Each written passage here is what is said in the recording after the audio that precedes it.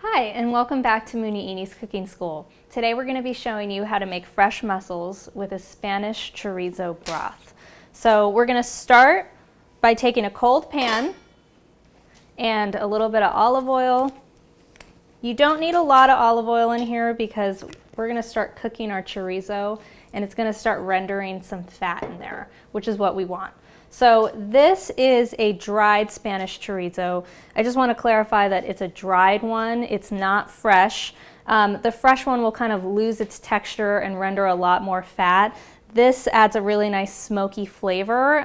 It keeps its texture and it browns really nicely. So we're going to add that into the pan along with just some sliced onion. And then I'm going to get this into the oven and it's going to start rendering its fat. The onions are going to start softening and then we'll move on to the next step. I want to make note that I am putting this in all together while it's cold instead of preheating the pan. I've got the oven at a roasting environment. The reason that we're not preheating the pan is because this chorizo is already dried and will start to render its fat pretty quickly. So it's not going to take too long. You want to give it enough time to cook down with the onions. So that's why we're putting it in cold. So once you have your olive oil, chorizo, and onion in the pan, you could just slide it right in next to the fire. And we're going to give it a couple minutes to just soften up and render its fat. So it's been a couple minutes. Our chorizo has rendered some fat and our onions are starting to soften a bit. So we have some Yukon Gold potatoes here that we're going to be adding next. Make sure you're using Yukon Gold and not russet because those are going to be a little too starchy. So I want to show you what our onions and our chorizo look like. So come on up to the oven here. So you can see here we've got some of that beautiful fat in the pan and our onions are just starting to soften. We don't need a lot of color here.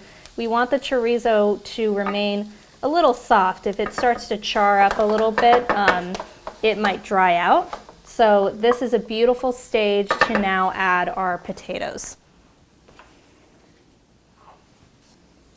Those are just going to go right into the pan. We'll stir those around just to get coated in the fat. And keep in mind this chorizo has a little bit of salt and seasoning in it already, but since we added a lot of potato, we do want to give this a nice pinch of salt just to start layering it with flavor. Stir that back in. Slide it right next to the fire again. These potatoes, we want them to cook about halfway or 3/4 way done. Once we have that, everything else is going to be cooking very, very quickly. The dish is going to come together in a very short amount of time. So it's important that we let those potatoes cook until they're almost finished so that they're perfectly done by the time the dish is finished. You don't want them cooked before you add all of this, fully cooked, or else they'll start to break down and become mushy. So you're basically looking for al dente with pasta. You want them to have a little bit of stiffness to them still, but almost cooked through. So it's been a couple minutes. Our potatoes are almost cooked through, and now we're going to move on to the next step. So I have some cherry tomatoes here that are just halved, and then some sliced garlic. These I just want to start to soften. It's going to only take about 30 to 40 seconds, but we want the tomatoes to retain their shape and we don't want the garlic to burn. So we'll come right back up.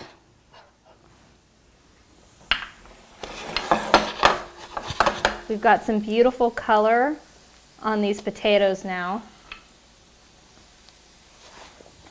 Cherry tomatoes will just go right in.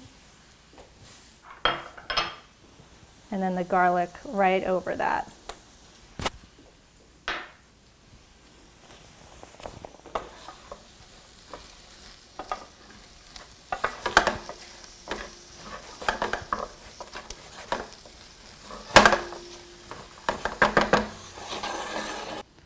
Now remember, we want those tomatoes to retain their shape and the garlic not to burn. So again, only give it about 30, 40 seconds, and then we'll move on to our next layer of flavor, which is going to be tomato paste, smoked paprika, and just a pinch of pepper flakes. So this tomato paste is going to get added in, and we want this to kind of soften up and cook down a little bit. It gets rid of that kind of acidic, canny flavor that some tomato paste can have. So you want it to cook down for another 30 seconds or so. And then once we add the paprika and the chili flakes, those spices kind of toast with the tomato paste as well. So we're going to go ahead and add those now.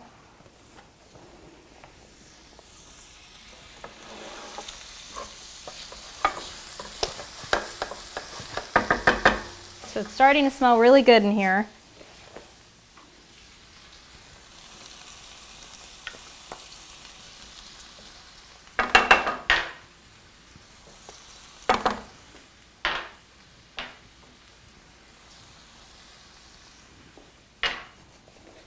And you'll notice when you cook with tomato paste that since it's a paste, you're going to want to kind of smash it down so that it can start to cook in. And it might get a little stuck to the bottom. That's totally fine. We are going to be deglazing this with some white wine in just a moment.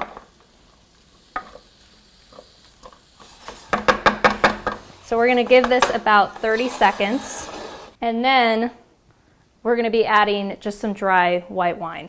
So the white wine is going to get added to the pan, and we are going to deglaze it. So when you deglaze something, you're adding a liquid into your pan that's going to release and pick up all those brown bits that have formed at the bottom of the pan as the onions and tomatoes and potatoes have been cooking in there. That is going to release a lot of flavor into the pan, and it'll add a whole other layer of flavor to our broth that the mussels are going to be cooked in.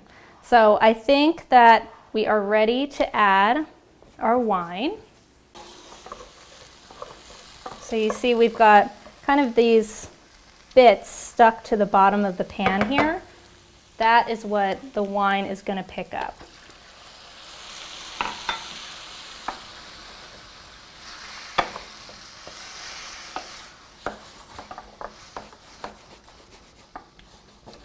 So use that spoon to just scrape up any of those bits.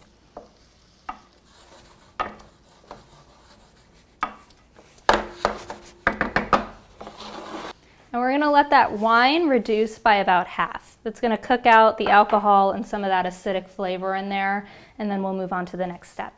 So our wine has reduced by about half, and now we're going to move on to our chicken stock and our oregano. So I have 3 or 4 sprigs of oregano here that we're going to be adding in, and I just add the sprigs whole. Feel free to take the leaves off if you want, but I add them whole and then just take them out before serving.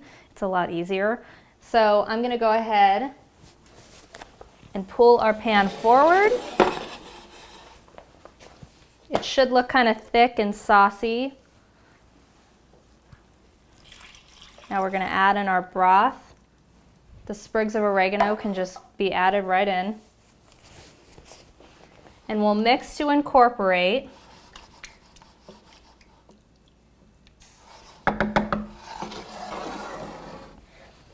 And then next we are going to add our mussels. So these mussels have been cleaned and debearded, and they're ready to go. And then I have a lid for my pan here. So have a lid ready on standby because those mussels are going to steam in that broth. So really important to have a tight fitting lid. So we'll pull our mussels right up to the oven, and you can just dump them right in. I like to stir them around for a second just to get them all coated.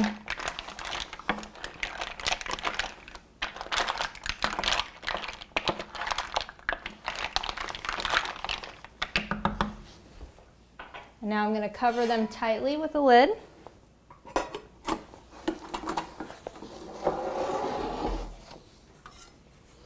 and we're gonna let those cook until they're halfway done. In general, mussels should take about 6 minutes to cook, depending on the size that you get. Halfway through that, I'm gonna open it up and add my cream. We're also 1 or 2 times gonna come in, pull the pan out, and have a towel over the lid and just gently shake the pan back and forth.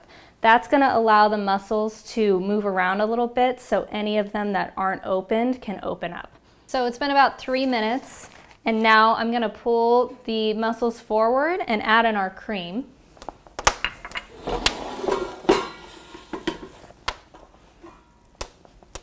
So these aren't going to be fully cooked yet. They should only be partially opened.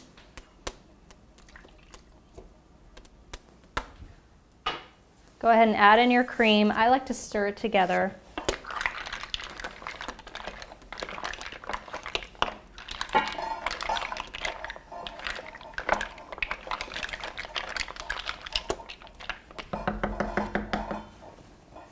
It smells amazing in here.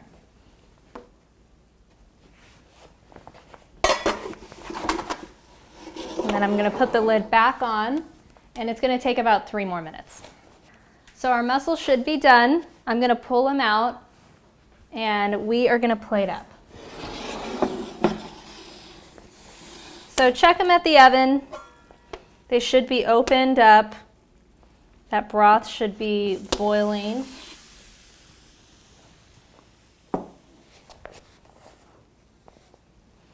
And like I just said, it smells so good in here. So I am going to pull out those stems of oregano from earlier.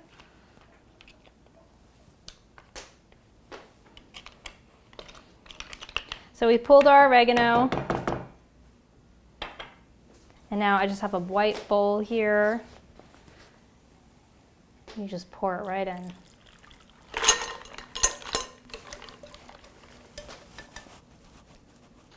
So these are ready to serve. You can just ladle them up into bowls. What we like to do is add a little bit of fresh cilantro over the top.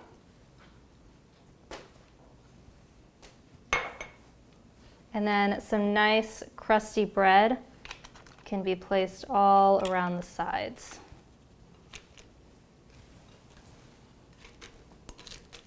This is one of my favorite recipes to make out of the oven. I love seafood. Comes together really quick, and it's a really interesting way to make mussels. And you can also do this with clams too. It's absolutely delicious. And enjoy.